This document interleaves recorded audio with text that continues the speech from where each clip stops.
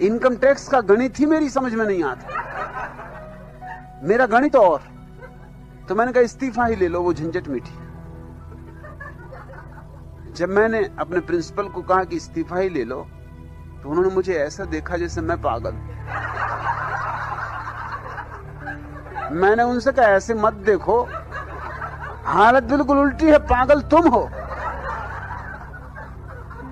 उन्होंने कहा आप ऐसा करो कि 7 दिन छुट्टी लेके विचार तो कर लो, नौकरी छोड़ने की नहीं। मैंने कहा कि विचार करके मैंने कभी कुछ किया?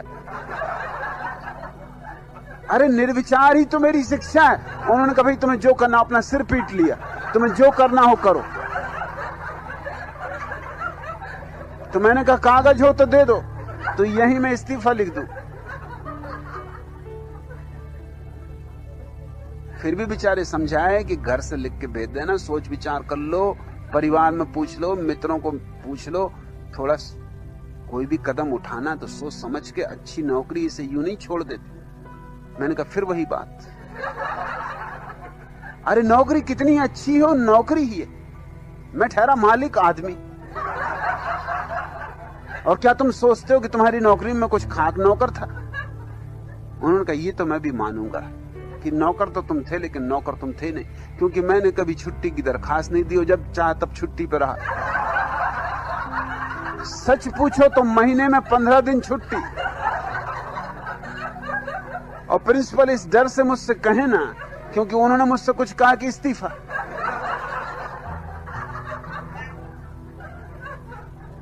और विद्यार्थी मुझे प्रेम करें तो वो कहें 15 दिन आए तो भी ठीक, जितने दिन आए उतने ही ठीक। और यूं भी नहीं था कि मैं अपने गांव में ही रहा जहां विश्वविद्यालय था, सारे मुल्क में घूमता रहता, अखबारों में खबरें छपती। प्रिंसिपल मुझे कहते कि भैया इतना तो कम से कम करो, तुम्हें छुट्टी नहीं लेनी मत लो, मगर अखबार में खबर छपती कि तुम कलकत्ते में थे।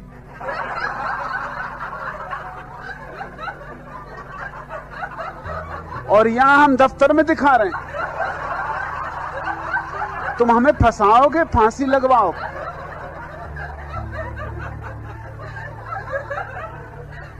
मैंने उनसे कहा कि चमत्कार होते हैं, इसमें क्या अड़चन? ये तो आध्यात्मिक देश है, यहां तो हर तरह के चमत्कार होते, इसमें कोई अड़चन नहीं। शरीर यहां, आत्मा कलकत्ते में। वो कहते ये बातें मैं किसको समझाऊंगा और कौन मेरी सुनेगा? मुल्ला नसरुद्दीन ने अपने बेटे से फजलू से कहा कि देख, गांव में एक गंदी फिल्म लगी हुई, अश्लील है, कभी देखने मत जाना, ऐसी गंदे स्थान पर कभी जाना ही मत, जाएगा तो बहुत पछताएगा। फिर फजलू मुझसे कह रहा था कि मैं गया और बहुत पछताया, पिताजी ने ठीक कहा था कि बहुत पछताएगा। मैंने कहा हुआ क्या? उसने कहा हुआ ये कि पिताजी ने जो कहा था सब ठीक निकला। उन्होंने 2 बातें कही थी, एक तो ऐसी चीजें देखने मिलेंगी जो नहीं देखनी चाहिए, और दूसरा कि बहुत पछताएगा। दोनों बातें हुई। उनका फिर भी मैं समझूं कि क्या क्या हुआ। उसने कहा पहली बात तो ये हुई कि पिताजी वहां देखने को मिले। उन्होंने कहा था कि ऐसी चीजें देखने मिलेंगी जो नहीं देखनी चाहिए, और दूसरा मुझे देखते ही उन्होंने पिटाई की कि तू यहां क्यों आया। सो बहुत पछताया भी। हालांकि पिटते हुए मैंने इतना जरूर पिताजी से पूछा कि आप क्यों यहां आए, तो उन्होंने कहा मैं तुझे देखने आया कि कहीं फजलू गया तो नहीं है। क्या क्या मजे दुनिया में चलते हैं। कलकत्ते में ठहरता था सोहनलाल दुगड़ के घर पर। वो कलकत्ता के एक बड़े करोड़पति थे। जब मैं उनके घर पहुंचा, वो मुझे लेने आए, तो उन्होंने पूछा कि आपके साथ कौन है? मैंने कहा ये मोहनी बाबा। मोहनी बाबा, इनकी क्या खूबी? मैंने कहा ये 30 साल से मौन।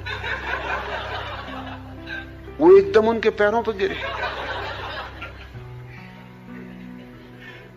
वो बेचारे सज्जन जो दुकानदारी करते थे, कपड़ा बेचते थे, और कपड़ा भी कुछ खास नहीं, कटफीस की एक छोटी सी दुकान थी, सोहनलाल दुगर जैसा करोड़पति उनके पैरों पर गिरे, सख्चाए भी। मैंने उनको इशारा किया कि सख्चाना मत। अब जब मौनी बाबा बन गए तो अब डरना मत, अभी तो बहुत कुछ होगा, ये तो शुरुआत। जब सोहनलाल दुगर तुम्हारे पैर में गिरेंगे तभी तुम कलकत्ते के सब मारवाड़ियों को गिरते देखोगे। तुम घबराते क्या? तुम रुको जरा। वो तो इतने घबरा गए कि वो मुझे हाथ से धक्का मारेंगे। भैया ये बात ठीक नहीं।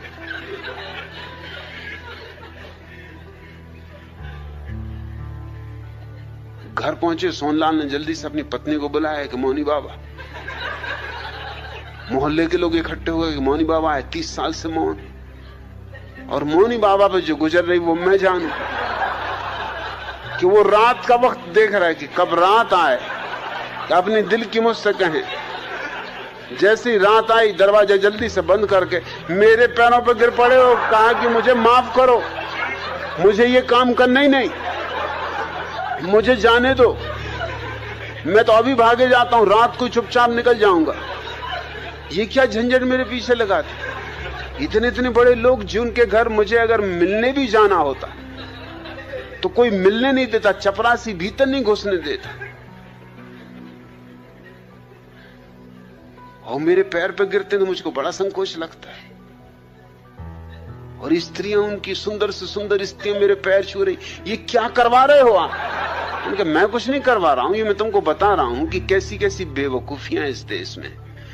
तुम भी उन्हीं बेवकूफों में हो जिसकी तुम 20 साल से पूजा कर रहे हो, और तुम तो अभी सिर्फ 5-6 घंटे ही मौन रहे हो। ये चमत्कार, अभी तुम 3 दिन रुको तो अभी तुम देखना इलाज शुरू हो जाएंगे, बीमारियां ठीक होने लगेंगी। अरे उन्होंने कहा आप क्या कह रहे हैं, मुझ में कुछ चमत्कार नहीं, कोई शक्ति नहीं। तुम, मैंने कहा फिक्र ही मत करो, सब आ जाएगा। मौन भर रहो और दिन भर रहो मौन, मगर दिन में बोलना मत, और मुझको धक्के वगैरह भी मत मानना, क्योंकि लोगों को शक पैदा हो जाएगा कि बात क्या है। तुम तो अपने आंखें बंद कर लिया, अगर बिल्कुल सहने के बाहर हो जाए, आंख बंद कर लिया, अपने भीतर ही भीतर नमोकार मंत्र पढ़ने लगे कि होने तो जो हो रहा।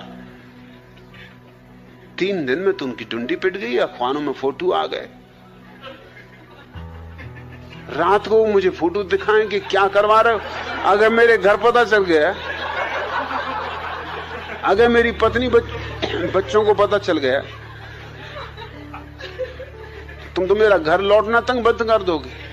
ये अखबार अगर वहां पहुंच गए तो मेरी मुसीबत हो जाएगी, और फिर मेरी दुकान की भी तो सोचो। और इधर मैं कटफीस खरीदने आया हूं, तुम नाहक रास्ते में मिल गए। अब मैं कटफीस कहां खरीदूंगा? ये कलकत्ते का बाजार तो खत्म, क्योंकि जिनके आस में कटफीस खरीदता था वो लोग भी मेरे पैर छू रहे हैं, और कई तो मुझे गौर से देखते भी हैं कि शक्ल कुछ पहचानी मालूम होती। 1-2 आदमियों ने प्रश्न भी किया कि 30 साल से मौन है, इस शक्ल कुछ पहचानी मालूम होती। मैंने कहा देखा होगा किसी पिछले जन्म में। अरे जन्म जन्म का नाता है। उन्होंने कहा ये बात ठीक, ये कोई साधारण साधक है जो जन्मों से साधना कर रहे हैं, कई बार तुम मिले होगे पिछले जन्मों में, इसलिए शक्ल पहचानी लगती। कहा लगती तो पहचानी सी शक्ल, मतलब कहीं देखा है, और ऐसा भी नहीं लगता कि पिछले जन्म में देखा, इसी जन्म में देखा है। मैंने कहा ये बड़े पहुंचे हुए पुरुष हैं, एक ही साथ कई नगरों में एक साथ प्रकट हो जाते। वो मुझे हुद्दे मारे कि मत ऐसी बातें कहो।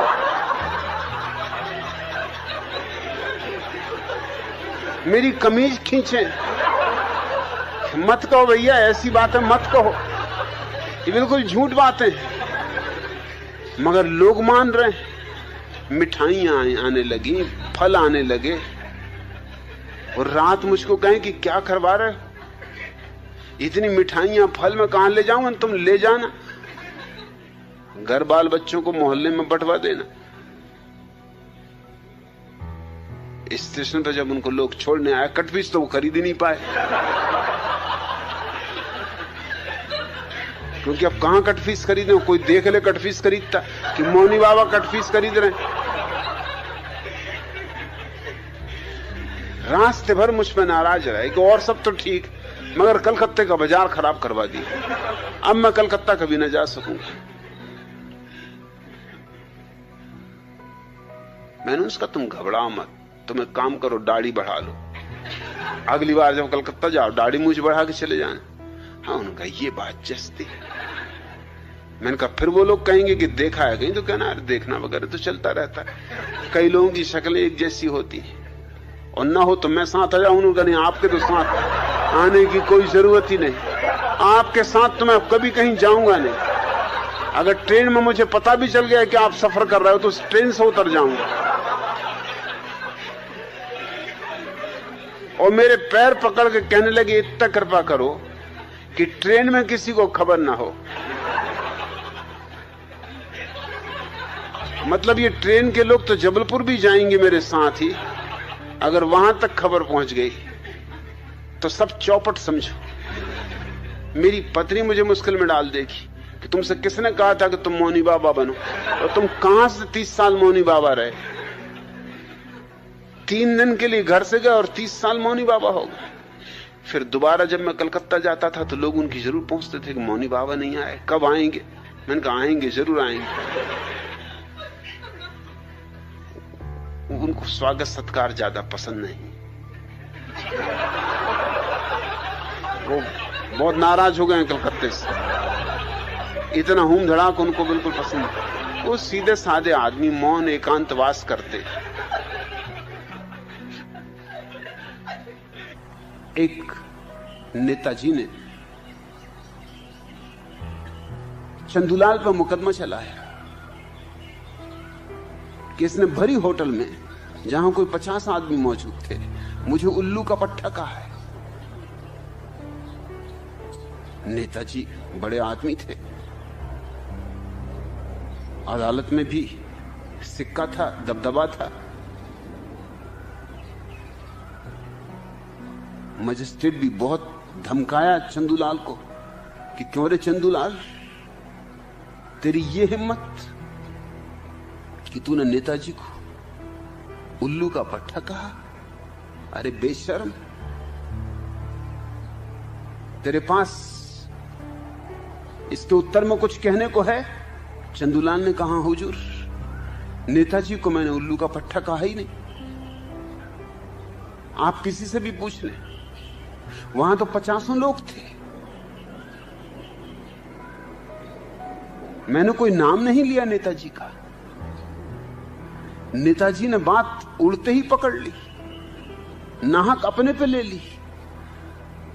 अरे मैं तो किसी और से कह रहा था, ये बीच में टपक पड़े और एकदम मेरे ऊपर टूट पड़े कि तुमने मुझे उल्लू का पट्टा कहा है। नेताजी ने कहा कि मैं अपना गवाह साथ लाया हूं। मुल्ला नसरुद्दीन को खड़ा किया। मजिस्ट्रेट ने पूछा कि नसरुद्दीन तुम क्या कहते हो? नसरुद्दीन ने कहा कि मैं बिल्कुल निश्चित रूप से कहता हूं कि इस चंदूलाल के बच्चे ने नेताजी को ही उल्लू का पट्टा कहा है। तो मजिस्ट्रेट ने कहा इसने कोई नाम नहीं लिया था, तो तुम्हें यह निश्चय कैसे हुआ? मुल्ला नसरुद्दीन ने कहा निश्चय की जरूरत ही क्या है, वहां उल्लू का पट्टा सिवाय नेताजी की और कोई था ही नहीं।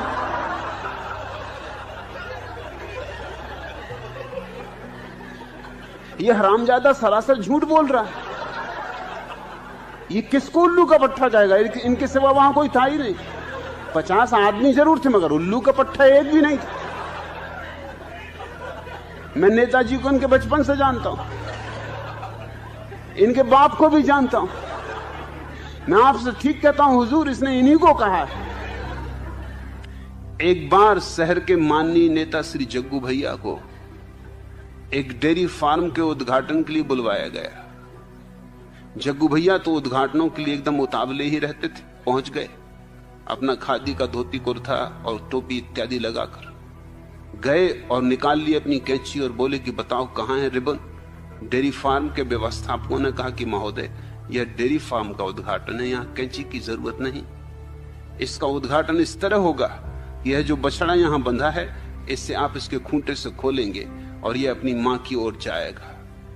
जग्गू भैया ने जल्दी से उस बछड़े को खोला। बछड़ा काफी देर से बंधा हुआ घबरा गया था, अतः तेजी से भागा और जग्गू भैया की टांगों के बीच से उन्हें चारों खाने चित्त करता हुआ अपनी मां के पास जा पहुंचा।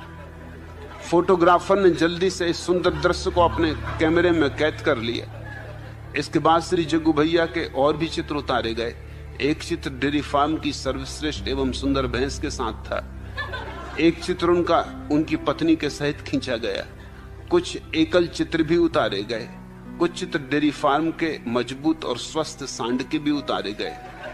दूसरे दिन उतावले जग्गू भैया ने अखबार बुलाए, क्योंकि वे जानते थे कि मुख्य पृष्ठों पर उनके फोटो छपे होंगे।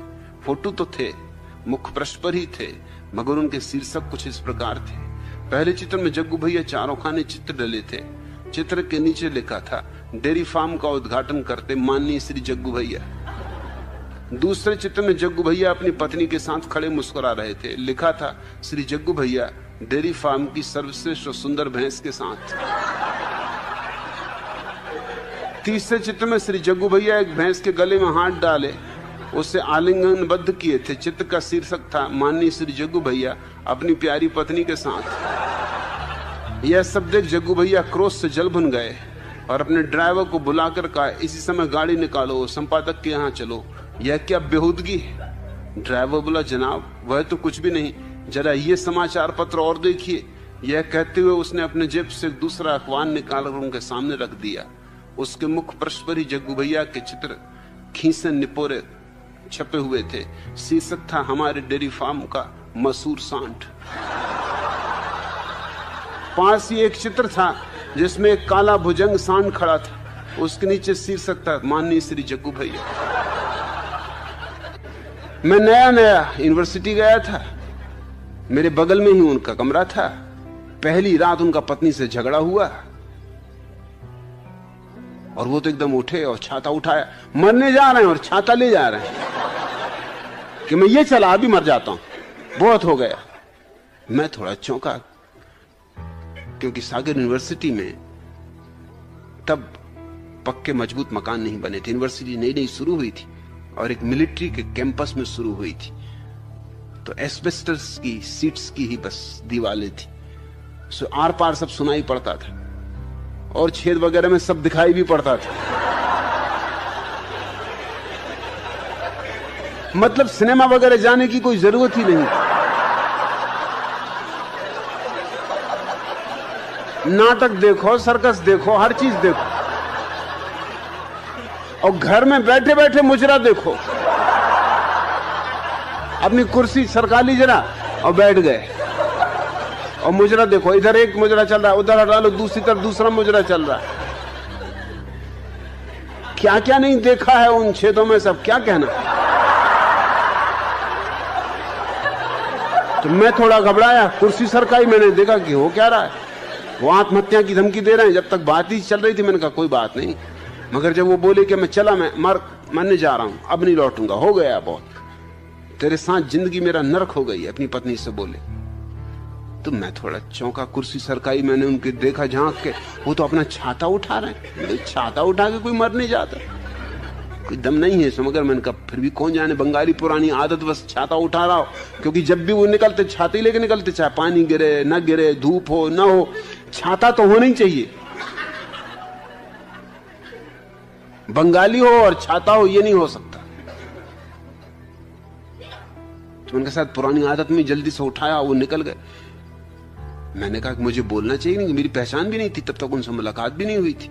फिर भी मैंने दरवाजा खटखटाया। मैंने पत्नी से कहा कि अगर मेरी कोई सहायता की जरूरत हो, यदि मुझे बीच में बोलना नहीं चाहिए। अजनबी हूं, ज्यादा अजनबी भी नहीं, क्योंकि सब देख रहा था मैं छेद से। जो हुआ है सब मेरी आंख के सामने हुआ है, चश्मदीद गवाह हूं। अभी आपके पति चले गए छाता लेके कहीं मरने के लिए। वो पत्नी बोली, आप फिक्र न करें, आप नए नए, आपको मालूम नहीं, ये तो आए दिन की बात है, थोड़ी देर में आ जाएंगे। और वो तो थोड़ी देर में आ गए। पत्नी ने पूछा कैसे आ गए? कहने लगे पानी गिरने लगा। जुलाई के दिन थे।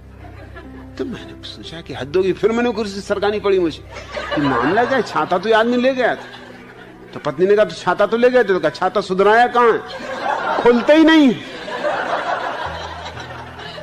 वर्षा आ गई, कितनी देर बगा के छाता सुधरवा के रखो, और इनको मैं रोज इसी छाता को लेके घूमते देखता था, तो ये खुलते ही नहीं, काहे के लिए लेके घूमते थे? मगर आदतें,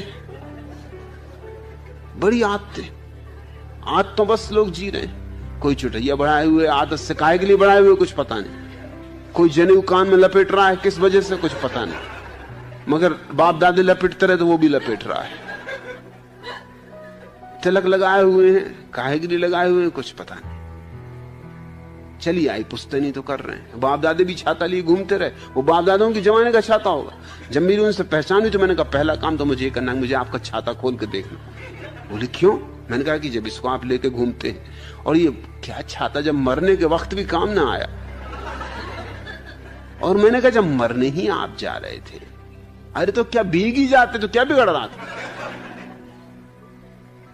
बोले अरे भीग जाओ और निमोनिया हो जाए। उन्होंने कहा मरने वाले को क्या फिक्र निमोनिया वगैरह की। उन्होंने कहा अरे मरना मरना किसको है जी, तो गुस्से में बात कह दी।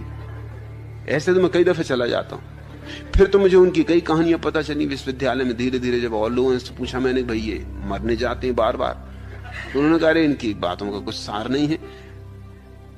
सागर यूनिवर्सिटी के नीचे ही मकरोनिया स्टेशन था, छोटा सा स्टेशन, बस 2 दफे तो गाड़ी रुकती थी उसमें 24 घंटे में। वही गाड़ी आते वक्त रुकती, वही गाड़ी जाते वक्त रुकती, और तो वहां कोई गाड़ी रुकती नहीं थी। तो उनको पता था कि गाड़ी कब आती, जब गाड़ी आती तब वो जाते नहीं थे। और 24 घंटे में 2 दफा आती थी गाड़ी, तो समझो 3-3 मिनट रुकती थी, 6 मिनट छोड़ के, बाकी कभी भी मरने चले जाते थे वो। और गाड़ी भी एक ही पटरी पर रुक सकती थी। स्टेशन पर 2 पटरियां थी, एक पटरी पता नहीं कब से उपयोग में नहीं आई थी, उस पर जंग चढ़ी हुई थी, वो उसी पे लेट जाते थे जाके। एक दिन मैं उनके पीछे पीछे चला गया। जब मैंने देखा कि आज दिखता ना, उन्होंने बिल्कुल पक्का इरादा कर लिया मरने का, क्योंकि वो टिफिन भी ले जा रहे थे। छाता बगल में दबाए, टिफिन लिए। मैं होटल में बैठा था जहां उन्होंने टिफिन तैयार करवाया, तो मैंने होटल के मैनेजर से पूछा कि बात क्या बोलूं। जब बहुत ही गुस्से में होते हैं टिफिन तैयार करवा लेते हैं, घर नहीं खाना खाते। अभी जाएंगे कहाँ? ये मरने जा रहे हैं। तो वाह भाई, मैं पीछे हो लिया। मैंने कहा मैं आज देख ही लूं पूरा राज। गए, वो टिफिन लगा के पास रख के, छत्ता अपने सिर के नीचे रख के, और पटरी पे सो रहे, जिसपे ऐसी जंग लगी थी कि जिसपे शायद बाबा आदम के जमाने से कोई गाड़ी चली ही नहीं थी। खराब थी पटरी या क्या था, जो भी हो, उसके बीच बीच के पटिये भी उखड़ गए थे। मैंने उनसे पूछा कि भट्टाचार्य महोदय, बोले आप यहां क्यों आए? मैंने कहा जिज्ञासावश चला आया हूं, और अब आखिरी समय है आपका, फिर मिलना हो या ना हो, 2 बातें मुझे पूछनी है। एक तो ये कि ये पटरी दुनिया जानती कि इस पर कोई गाड़ी नहीं आती, आप दूसरी पटरी पे लेट है। उन्होंने क्या मुझे मरना है? क्या तुम मुझे मारना चाहते हो? एकदम गुस्सा हो गया। नहीं, मुझे मारना नहीं आपको, मैं तो सिर्फ सलाह दे रहा हूं कि अगर मरना है, मैं आपकी जगह होता तो उस पटरी पर लेटता। और दूसरा सवाल मुझे पूछना, आपको नहीं मरना, आपकी मर्जी, जिस पटरी पर लेटना हो लेटो, आपकी जिंदगी। दूसरा सवाल ये कि टिफिन, आप टिफिन क्यों ले आए? अरे बोले गाड़ी कभी कभी इतनी लेट हो जाती है कि क्या भूखे मरना? मैंने कहा फिर आप मजा करो, मतलब ये एक तरह की पिकनिक है, मरना करना नहीं है।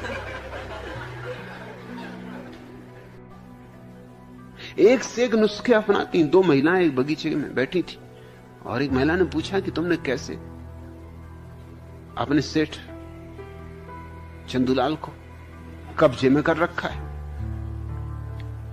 मेरा पति तो सुनते नहीं, आधी आधी रात गए आता है, कभी कभी 4 बज जाते आ जाते। दूसरी महिला मुस्कुराई, उसने कहा कि मेरा सेठ भी पहले यही हरकतें करता था, मगर मैंने फिर एक तरकीब निकाल ली, एक नुस्खा।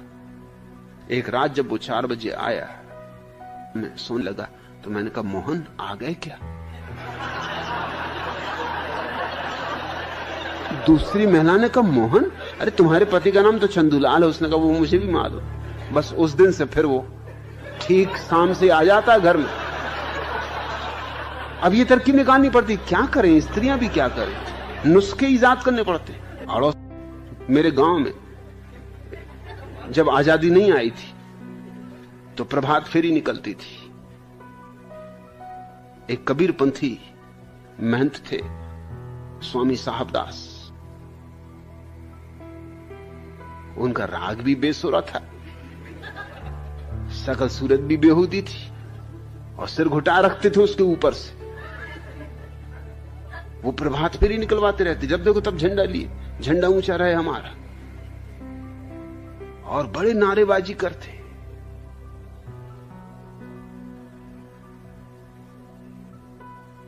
पुराने ऋषि मुनियों के हिसाब से उनने भी एक रखेल रख छोड़ी थी। अब उनको रखेल कोई ढंग की स्त्री तो मिल नहीं सकती थी, खुद भी आदमी ढंग के नहीं थे, एक तो कबीरपंथी महंत।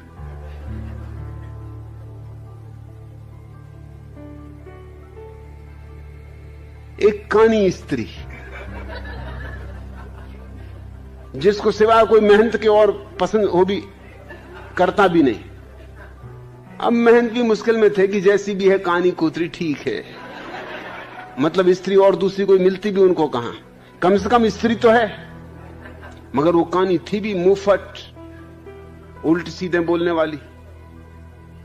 मैं उनके बगीचे में घुस के उनके अमरूद वगैरह तोड़ा करता था, स्वयं उनके अमरूद के झाड़ों पर बैठा कभी कभी उनकी लीला देखता रहता था। उन्होंने मुझे एक दिन पकड़ लिया अमरूद तोड़ते हुए, मुझे पकड़ के ले चले पिता के पास। मैंने कहा देखो मैं भी आपको कह देता हूं कि फिर मैं भी आपकी लीला की सब बात कह दूंगा। कौन सी लीला? उन्होंने कहा, मैंने कहा वो जो कानी बाई के साथ लीला चलती। अरे उन्होंने कहा बेटा अमरूद तेरे हैं, तू कहां? अरे तू तो अपने घर का ही, तेरे पिता से हमारी दोस्ती है, चल चल। तू कहां जाता? मैंने कहा चलना नहीं पिताजी के पास। अरे छोड़ बात, जाने दे, तुझे जब आना हो आ गए, और कोई ऐसे चोरी से दीवार चढ़ के और अमरूद पे चढ़ने की जरूरत नहीं, दरवाजे से आ गए, घर तेरा, मगर ये बात किसी से कहना मत। कानी बाई ने भी देखा, कह रहे साहबदास इस छोकरे से डरते, कानी बाई से मेरी दोस्ती भी हो गई। मैंने दिन कानी बाई से पूछा कि ये साहबदास को क्या झंडा लिए फिरते हैं सुबह रोज, झंडा ऊंचा रहे हमारा। अब उसने कहा तुमसे क्या छिपाना, डंडा ऊंचा होता नहीं तो झंडा ऊंचा किए फिरते। अरे एक आध बच्चा तो पैदा करके बताएं।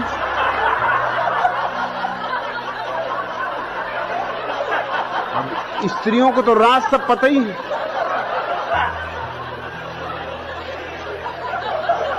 उस दिन से मुझे एक राज और पता चल गया। तब से तो उनके घर में जो भैंस थी उसकी खीर भी मुझे मिलने लगी। मैंने उनसे कहा कानी बाई ने मुझे बता दिया कि आप क्यों झंडा लिए फिरते। क्या क्या बताया उसने? तो उसने कहा कि डंडा ऊंचा नहीं होता। सब क्या करेंगे, झंडे ऊंचा लिए फिर रहे हैं प्रभात फेरी, और करते रहो प्रभात फेरी। कहा बेटा किसी से कहना मत, तू तो अपने घर का है। अरे औरत बहुत दुष्ट है, कहां इस दुष्ट के चक्कर में पड़ गया।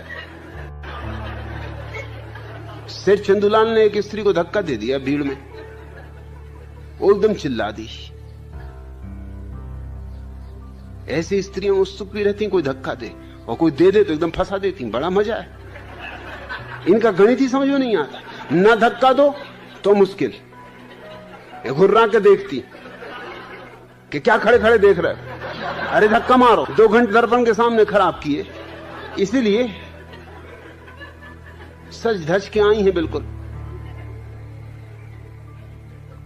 और धक्का मार दो तो फौरन चिल्ला दे। सो चंदूलाल पकड़ गए, पुलिस वाले ने उनको 2-3 झापड़ा रसीद किए और कहा कि शर्म नहीं आती, कसम खा आज से कि हर स्त्री को मां बहन समझूंगा। कहा कि भैया कसम खाता हूं कि हर स्त्री को मां बहन समझूंगा। तभी उनकी पत्नी धन्नो आई। धन्नो ने कहा कि ज्यादा चोट तो नहीं आई? उन्होंने कहा कि नहीं बहन जी। एक आदमी युद्ध के मैदान से लौटा, 1.5 साल बाद घर आया, देख के हैरान हुआ कि पत्नी एक 2 महीने के बच्चे को गोद में लिए बैठी। उसने पूछा ये मामला क्या है? 1.5 साल से मैं घर नहीं था। ये बच्चा कैसे पैदा हुआ? जरूर ये रोनाल्ड का बच्चा होना चाहिए। पत्नी ने कहा कि नहीं, रोनाल्ड का नहीं। तो उसने कहा फिर जॉनसन का होना चाहिए। पत्नी ने कहा नहीं, ये जॉनसन का भी नहीं। तो उसने कहा ये मर्फी का तो होना ही चाहिए। पत्नी ने कहा तुम्हारा होश ठिकाने है कि नहीं? अपने अपनी दोस्तों के नाम गिना रहा है जैसे मेरे कोई दोस्त ही ना हो। मटकानाथ ब्रह्मचारी 15-20 आदमियों का भोजन हजम कर चुकने के बाद बोले, यजमान पानी लाओ। यह सुनकर यजमान के प्राणों में प्राण आए। उसने पानी का लोटा दिया। तब मटकानाथ ने कहा, वत्स, मेरी यह खानदानी आदत है कि जब तक आधा खाना ना हो जाए तब तक पानी ना पिया जाए। यजमान पर जो गुजरी वह तो तुम समझ ही गए होगे। खैर, पानी पीने के बाद उन्होंने फिर उतना ही खाना खाया। तब अपने घड़े जैसी तौंद पर हाथ फेर कर वे बोले, अब इस बस में सवारियां ठसाठस भर चुकी, अब कुछ नहीं खाऊंगा। यजमान ने औपचारिकता बस का, नहीं नहीं महाराज। अब यजमान को डर भी नहीं था। यह एक रसगुल्ला तो और ले लीजिए। अब यजमान ने सोचा कि अब थोड़ी उदारता ही दिखा दो। जब महात्मा ने इतनी उदारता बरती है तब अपनी तरफ से भी क्या कंजूसी दिखानी। अब बर्बाद तो कर ही चुका है ये।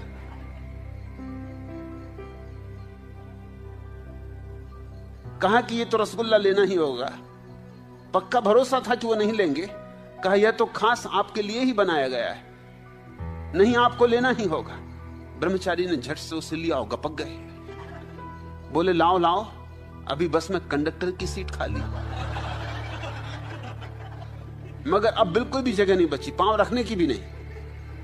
रसगुल्ले के बाद यजमान ने एक मिस्री का बड़ा सा लड्डू देते हुए कहा, महाराज यह और ग्रहण कीजिए। सोचा कि अब तो असंभव है, अब तो कंडक्टर की जगह भी भर चुकी। इतनी कृपा तो उसने कहा आपको मुझ पर करनी ही होगी, वरना मेरी आत्मा को बड़ा क्लेश पहुंचेगा। हमारे परिवार में परंपरा है कि मेहमान को अंत में मिस्री का लड्डू अवश्य परोसा जाए। मटकानाथ के मुंह में फिर पानी आ गया। वो बोले, ठीक है लाओ। उसे भी ठिकाने